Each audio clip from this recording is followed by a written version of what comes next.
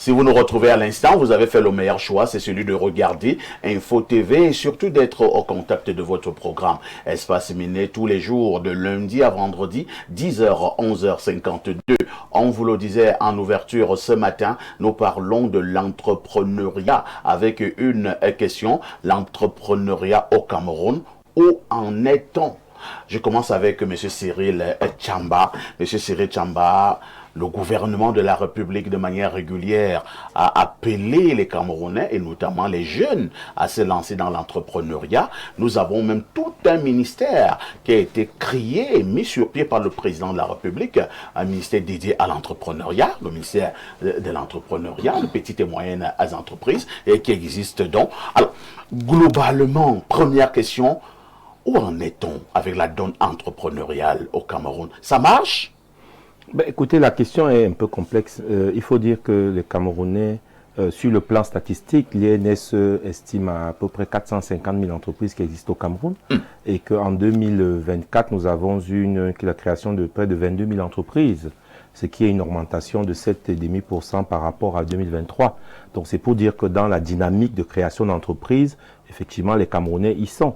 Et quand on met en perspective le taux emploi, c'est-à-dire toutes ces petites débrouilles, ce sont les Camerounais qui créent des micro-entreprises, c'est-à-dire la maman qui fait les beignets au quartier, le jeune homme qui fait le kiosque de call-box de cigarettes, ce sont des petites entreprises. Donc les Camerounais, globalement, sont des entrepreneurs parce que la situation économique fait qu'on ne peut plus dormir, c'est-à-dire vraiment... On est obligé de se battre. Ils sont obligés de se battre. Maintenant, sur le plan de la vision globale, vous avez parlé de la création d'un ministère qu'on appelle le ministère des PME. Tout à fait. Mais il ne faut pas résoudre l'entrepreneuriat comme étant une histoire d'entreprise. L'entrepreneuriat, c'est d'abord la volonté de se prendre en main. Et c'est une question d'environnement socio-économique, d'environnement même d'éducation, n'est-ce pas? Et surtout de vision de notre pays.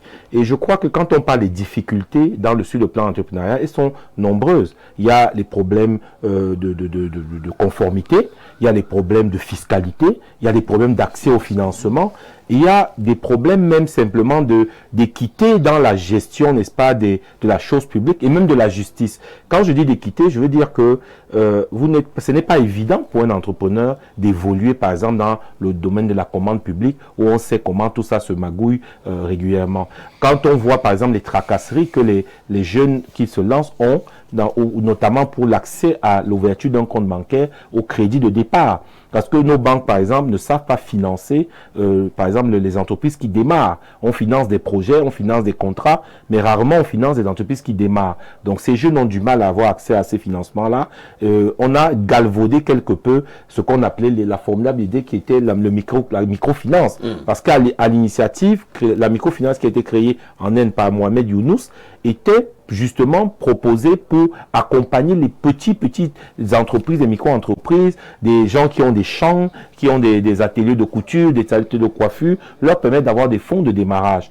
Et ça a été galvaudé. Il y a eu pas mal de projets aussi que l'État a mis en place parce qu'il faut reconnaître que à travers des divers dispositifs, l'État a apporté des solutions. Mais malheureusement, ça n'a pas prospéré. Pourquoi ça n'a pas prospéré? Parce que notre terrain économique est extrêmement en friche, il n'y a pas assez d'ouverture, il n'y a pas assez d'opportunités. Il faudrait que nous mettions en place un certain nombre de règles et de dispositifs qui permettent d'accentuer le dynamisme économique à travers notamment, par exemple, la diversification. Nous avons des champs sur lesquels on n'a pas encore véritablement exploré les compétences des Camerounais. Je prends l'agriculture, je prends par exemple le digital, où nous bloquons encore. Donc, ça marche, ça pourrait marcher si nous devenons sérieux et que nous sortions d'une approche de la vision économique que nous avons qui est calquée sur la compréhension de l'économie selon l'administration. Parce que quand vous me dites qu'il y a un ministère qui a été chargé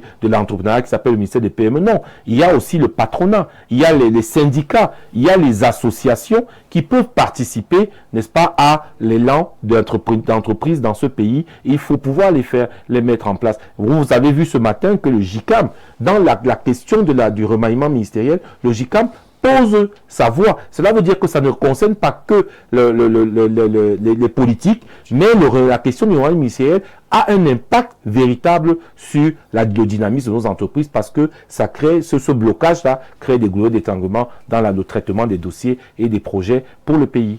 Merci Cyril Tchamba pour cette excellente prise de parole.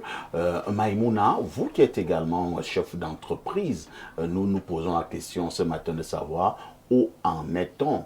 Avez-vous l'impression que pour ceux qui se sont lancés dans l'entrepreneuriat au Cameroun, ils ont eu des lendemains meilleurs ou alors ils sont nombreux qui ont été déçus? Avez-vous l'impression que le gouvernement soutient les entrepreneurs? Je vais prendre la deuxième partie. Est-ce qu'ils s'en sortent? Est-ce qu'ils ont réussi? La réponse est non. Beaucoup ont commencé, beaucoup ont chuté. Les autres qui ont même essayé d'avancer ou ont eu le succès de résister, aujourd'hui sont bouleversés par les différentes barrières et tout. Et pour vrai dire, l'entrepreneuriat qui est une forme d'activité qui génère de l'argent, comme M. Tchamba a dit, ce n'est pas absolument une entreprise qui te fait être un entrepreneur. Tu peux être un entrepreneur qui n'a pas une entreprise parce que tu peux avoir une petite activité qui génère de l'argent, même de ta maison. Donc, quand je pars en Égypte, il y a une chose que j'ai appris au Conseil national des femmes égyptiennes, où on a été formé pour former les femmes sur l'entrepreneuriat, en fait, sur le développement rural. Donc, ça veut dire que chaque femme rurale pouvait se développer à travers un projet rural. Donc là, ça nous a fait comprendre que même au niveau où on pense que c'est plus facile, dans ton village, tu fais ton beignet, tu vends, il y a toujours les obstacles. Et comment mieux dans les entreprises? Nous qui sommes aux têtes des entreprises, de chaque jour, il y a beaucoup de barrières. Et pour les femmes, c'est même pire. Mais ça reste la question. Pourquoi chez les femmes, c'est pire? Non, l'entrepreneuriat féminin est plus compliqué. Et pourquoi? À partir des genres, à partir des sociétés, à partir de l'économie, des politiques et tout, dès qu'une femme est en tête d'un organisme, d'une entreprise, son barrière devient x2. Soit, elle a, en fait, on dit souvent que les femmes ne peuvent pas gérer de en haut. Donc, comme nous, il y a des hommes qui ne peuvent pas travailler avec nous parce que nous sommes les femmes. J'entends ça chaque jour. Parce que tu es patronne. Oui, parce que tu es patronne, tu ne peux pas donner les ordres. C'est ça le mot. Quelqu'un m'a dit, Maïmouna, un femme ne peut pas me commander. Mais il avait toute cette expertise, il avait tout ce professionnalisme. Et moi, je voulais vraiment travailler avec lui parce qu'il savait beaucoup. Mais je ne pouvais pas parce que le monsieur disait non. Et je ne pouvais pas lui mettre à la tête de mon entreprise et rester en bas. Et c'est ça un peu la difficulté. Chaque jour... Donc c'est blocage là aussi. C'est blocage et maintenant financièrement, c'est alors ouf. C'est ça qui tue. C'est ça que vous voyez aujourd'hui. Un jeune commence, il a l'espoir, il fait son calcul. 5 000 par semaine, fois 7 jours, fois 1 an, il est déjà dans les millions dans la tête. Alors que ce n'est que dans sa tête. Donc même 2 semaines, l'entreprise est déjà... C'est mort. C'est ça les barrières que nous, on s'en sort. Donc on retrouve du chemin de l'entrepreneuriat. Mais vous êtes dans l'entrepreneuriat, ça fait combien d'années? C'est vrai que depuis l'université, j'ai toujours aimé faire quelque chose. Enfin, j'ai toujours fait quelque chose. Soit je courais à marché Koulouloum pour acheter les chaussures pour vendre, soit je faisais les beignets. En fait, je trouvais toujours quelque chose à faire pour générer de l'argent. Et vous vous en sortez quand même? Ce n'était pas facile, mais il y a une chose que j'aimerais toujours dire. Être consistency. Parce qu'aujourd'hui, ça ne donne pas demain. C'est comme une femme qui vend la tomate au marché. Il y a des jours, elle s'assoit, tomate, et finit par vendre 500. Il y a des jours, même un bon jour, elle ne reçoit pas. Est-ce qu'elle doit arrêter ces jours? Non. You have to be consistent, you have to be persistent, and you have to, on doit évoluer. Aujourd'hui, on parle de branding. Si aujourd'hui, on achète le tapioca 50, aujourd'hui, mets un peu... Dans un paquet, tu arranges, tu mets tapioca de design. Oui. Donc, il faut des brandings, il faut des stratégies, il faut toute information pour être à la tête d'une entreprise. Merci. C'est vrai que la semaine dernière, nous en parlions déjà avec M. Moulion, qui est fiscaliste. On ne saurait parler d'entrepreneuriat sans évoquer la question fiscale. Et beaucoup d'entrepreneurs sont restés au niveau des mêmes pleurs. La fiscalité au Cameroun est de plus en plus décourageante. Quand on parle de l'entrepreneuriat, au Cameroun, je pense qu'il faudrait que les entrepreneurs puissent également s'approprier le cadre institutionnel, c'est-à-dire la politique économique de l'État. Quel est le besoin de l'État sur le plan entrepreneurial en termes de, comment je peux dire, de la production? Quelle est la politique que l'État est en train de promouvoir sur le plan économique? Ça peut orienter, par exemple, beaucoup plus les entrepreneurs. Parce qu'il y a des secteurs porteurs. Tout à fait. Qui sont encouragés par l'État. Alors, quelqu'un qui investit dans un secteur qui n'est pas un secteur porteur peut ne pas recevoir les accompagnements que l'État accorde. Par exemple, je peux citer le secteur de l'agriculture, agro-industrie. Il y a le secteur de la transformation de bois, par exemple. Donc, il y a des secteurs comme ça qui sont dans le document, dans la SND 30, qui sont des secteurs porteurs pour l'État. Et vous allez voir, l'État apporte des accompagnements dans ce secteur-là. Sur le plan fiscal, par exemple, il y a un régime fiscal adapté pour l'import-export, où il y a des avantages sur le plan fiscal. Ceux qui font dans l'agriculture, l'élevage, la transformation agro, ils ont des incitations, des avantages, des exonérations d'impôts. Pourquoi simplement eux? Parce que c'est un secteur que l'État veut promouvoir, par exemple. Vous savez, la fiscalité a quelque chose de particulier que l'impôt peut avoir un aspect incitatif pour un secteur, tout comme on peut imposer un secteur pour décourager l'investissement dans ce secteur. Un secteur qui est nocif peut-être pour l'État, pour l'environnement, la santé et autres. On peut y mettre beaucoup d'impôts parce qu'on ne veut pas que les gens exercent dans ce secteur-là. Et le secteur où l'État attend beaucoup, on baisse les impôts afin d'inciter le peuple, afin d'inciter les opérateurs économiques à aller dans ce sens-là.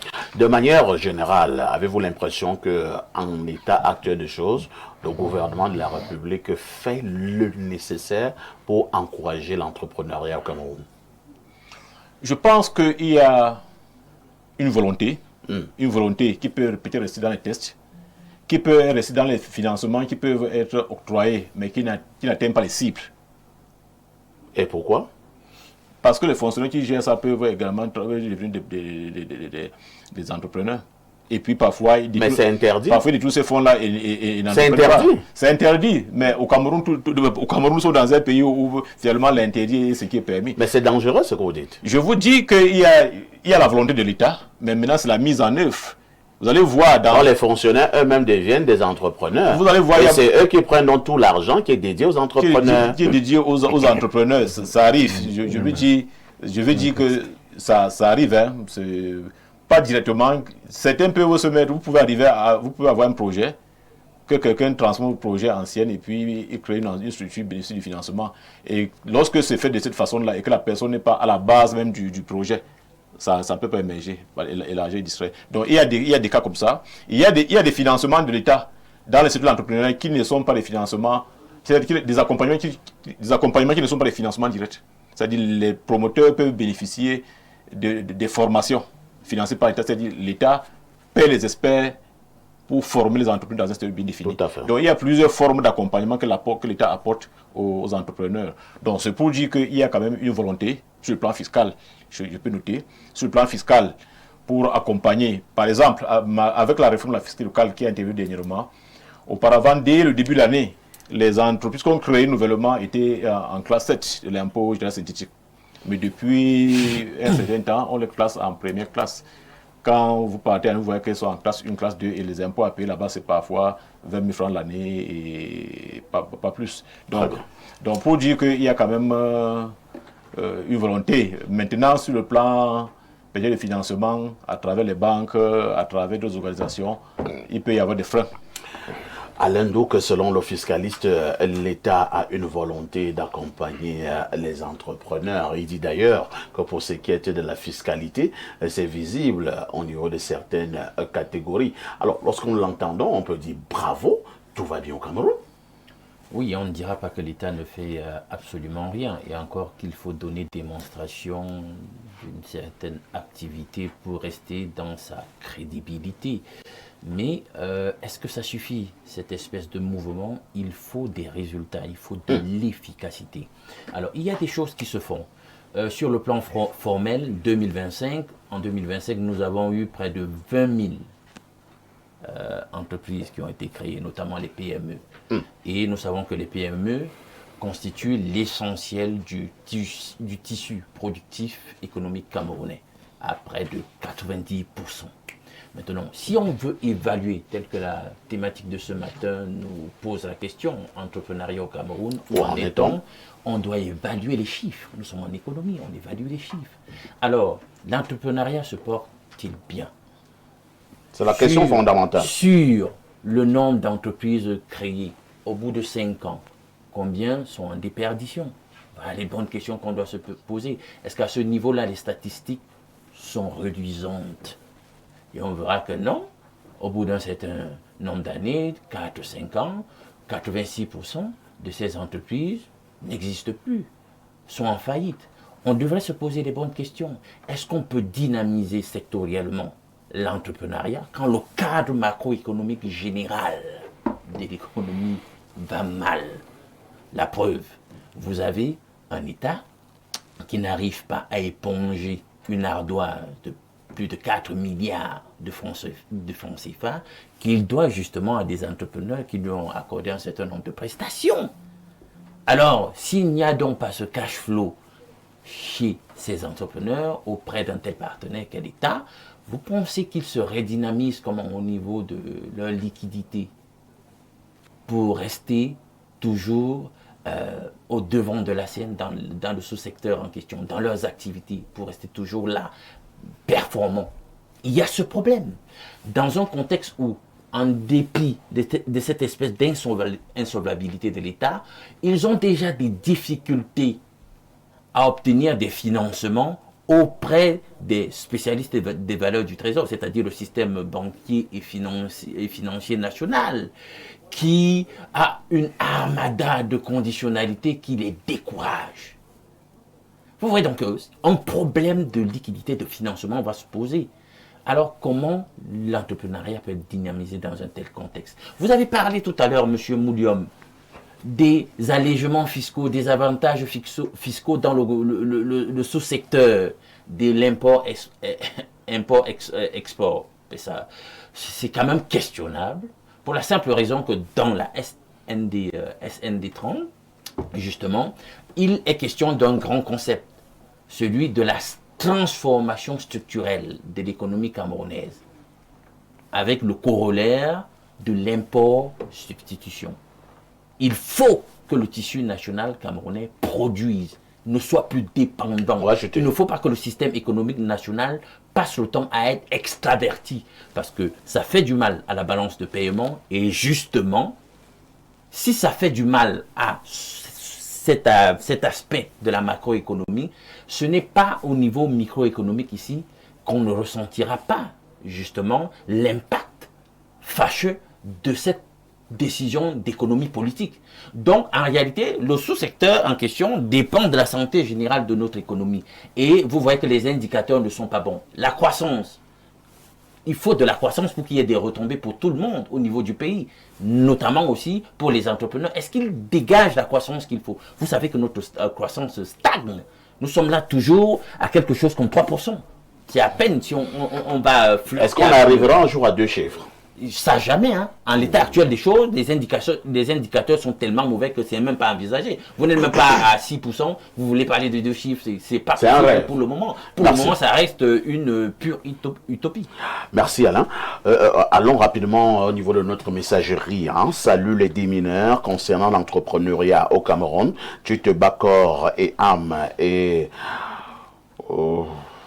vous avez juste une petite boutique de rien du tout, mais les gens de la direction des impôts, c'est de la mairie et d'autres que nous ne connaissons même pas, viennent vous déranger, ils veulent que vous payiez des sommes énormes. Et sinon, ils vont sceller. Ne pouvant pas satisfaire à toutes ces demandes, mieux ils scellent la boutique. Avec tout ceci, pourquoi entreprendre encore? C'est Arnaud de Mendon qui envoie ce cri de détresse. Un autre message, bonjour, perfecto, bonne émission. Dites à votre panéliste Cyril que l'oncle de sa sœur Nadège le suit très bien depuis Douala Mona Boussadi. Vous connaissez? Pas vraiment, mais bon, bonjour. Vous êtes bonjour. très suivi, hein? pour ce matin. Un autre message ce jour, que dit le téléspectateur d'Espace Miné ce matin. Je prends rapidement ce message. Hein. Alors, quelques petits soucis là. Je pense que nous allons y revenir, hein, ou bien je lis d'abord celui-ci.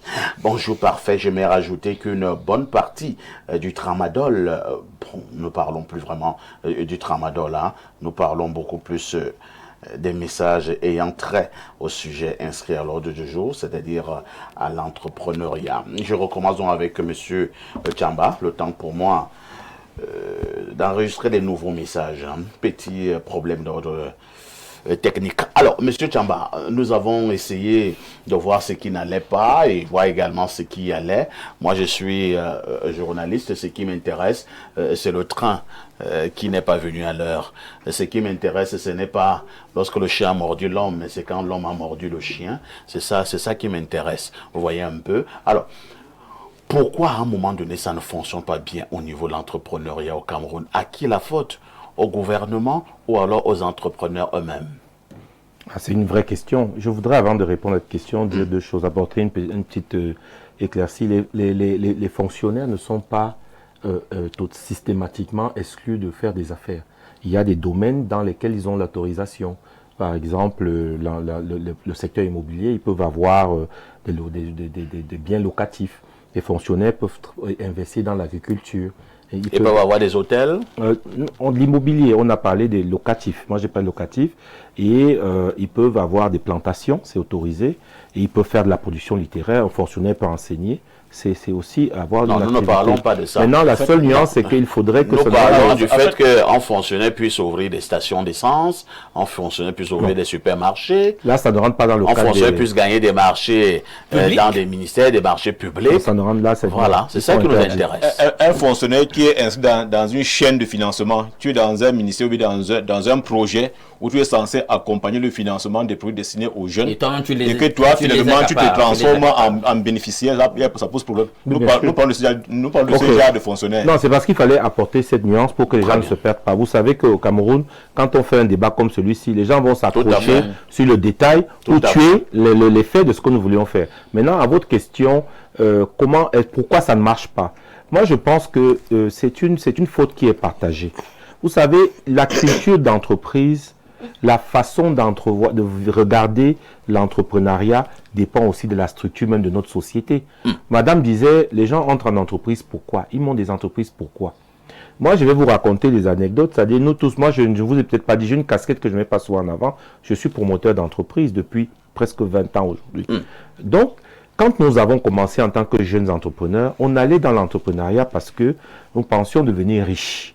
Et donc, les premières rentrées d'argent nous permettaient de dire, OK, comme j'ai gagné tel montant, je vais pouvoir m'acheter une voiture, je vais pouvoir... Or, ce n'était pas l'entrepreneuriat, on s'était perdu. Ensuite, il y a eu ce parcours d'entrepreneur qui fait que on commence à percevoir les choses différemment. Donc, nous-mêmes, les entrepreneurs, quand on rentre dans l'entrepreneuriat, on n'est pas sincère. On rentre dans l'entrepreneuriat, pourquoi? Donc, on arrive, il y a des dispositifs qui existent, on les instrumentalise en complicité avec certains fonctionnaires qui ont ces ressources-là pour plutôt faire de l'enrichissement et non de construire des entreprises qui permettent de bénéficier à l'emploi au pays. Ça, il faut le dire. Beaucoup d'entreprises ont des difficultés parce que les fonds de l'entreprise sont mis dans des immeubles privés.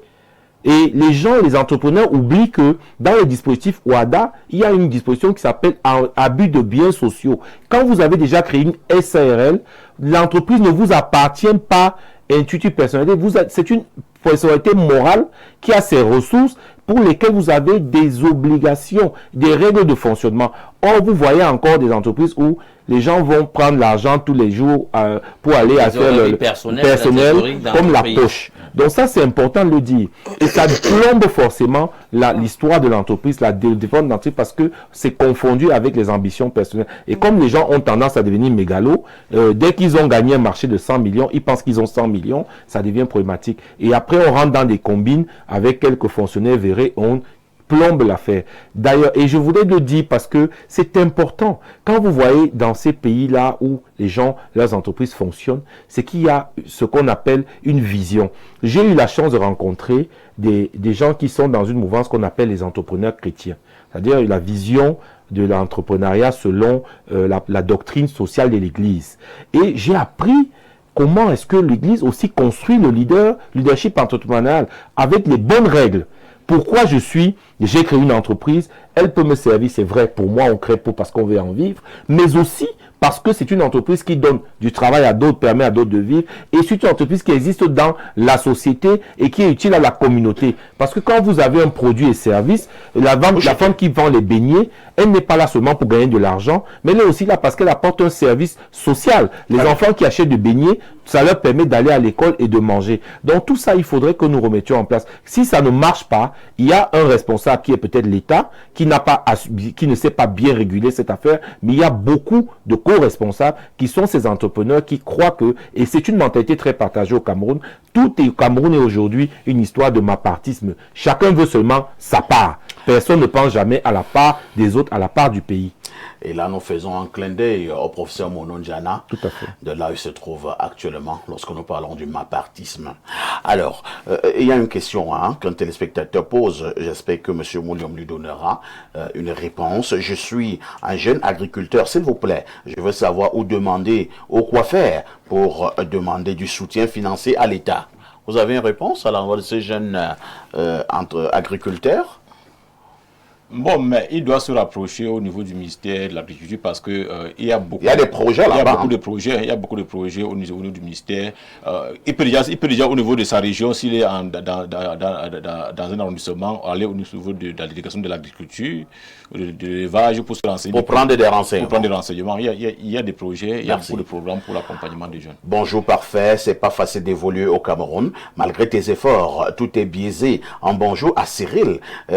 C'est Tabi depuis Chinga, école de police. Décidément, Cyril connaît beaucoup de gens à travers le monde. Vous êtes célèbre, Cyril. Je ne savais pas. Un autre message ce matin, il nous vient du plus 33, c'est la France. À mon avis, l'État du Cameroun fait des efforts pour accompagner les entrepreneurs, mais ce n'est pas suffisant. Le principal problème reste l'accès au financement pour les PME. Pourquoi ne pas faciliter davantage les levées de fonds ou mettre en place un financement plus direct de l'État pour soutenir les entreprises locales? Cela permettrait à beaucoup de projets sérieux de se développer et de créer de l'emploi. C'est Laurie depuis Rennes du côté de la France. Encore et encore éternellement ce problème, Alain Dou, le problème de financement. Ben, quand le système lui-même est un tout petit peu, comme nous le savons, en proie à la corruption, il y a toujours des manquements de coche. Parce que vous entendez toujours, il y a un projet de 102 milliards pour les jeunes, il y a un projet de ci ou de ça. Et quand on fait finalement le point sur le sujet, on se rend compte qu'on n'a pas atteint les objectifs qu'on s'assignait. Parfois, l'argent n'a pas bénéficié à ceux à qui il devait bénéficier. C'est ça le problème. Et maintenant, regardez la problématique de l'énergie. Parce que j'ai dit, tant qu'au niveau macroéconomique, c'est mauvais, mais sous-sectoriellement, on ne va pas s'épanouir. Très bien. Quand le problème de l'énergie, vous voyez le coût de l'énergie, même dans la débrouillardise que vous évoquiez tout à l'heure, là, pour dire que bon, on doit aussi considérer cela comme étant des velléités entrepreneuriales. Mais quand on répercute, chacun à son niveau dans la chaîne, répercute le prix de l'énergie dans les prix qu'il fabrique, vous allez voir que finalement, les gars qui sont dans la débrouillardise, leurs marges vont régresser, etc. Et on va se retrouver à un point où ceux qui font dans la débrouillardise même ne vont même pas s'épanouir. Ils fuient le système formel en raison d'une forte pression fiscale, etc., etc. Donc ça ne marche pas. Donc il faut voir ça. Tant qu'il n'y aura pas l'énergie comme il faut, mais quelle activité va prospérer? Nous en sommes là. Hier encore, on a délesté par exemple dans mon quartier. À Douala, qui est la métropole économique, on déleste presque tous les jours. J'ai des contacts là-bas qui me le disent. Jusque là dans la zone industrielle de Bonabéry. Vous pensez que l'entrepreneuriat va prospérer comment dans un pareil contexte? Non, c'est pas possible. Vous prenez un corps malade, vous y mettez une cellule saine, vous pensez qu'elle prospère comment dans tel environnement? Merci. Bonjour les démineurs. Parlant de l'entrepreneuriat, c'est difficile avec la corruption qui bat son plein. Le cas du plan triennal jeune, les cadres du mine jeune ont distrait les fonds en finançant la petite, et voilà, ça n'a pas eu d'effet. C'est Johnny de Sambilima. Bon, Johnny de Sambilima. Moi, je n'ai pas les éléments pour savoir que les cadres du ministère de la Jeunesse ont distrait les fonds en finançant la petite. Si tu as des éléments, tu peux te rapprocher de nous et on en fera certainement une grande dénonciation. Terminons par ce message où quelqu'un nous dit ici: bonjour monsieur le grand journaliste que vous êtes, quand vous parlez de finances au Cameroun, ça fait rire. Tu as même un projet, les autorités voient que c'est un bon projet, ils bloquent. Sans raison, on te demande d'entrer au RDPC.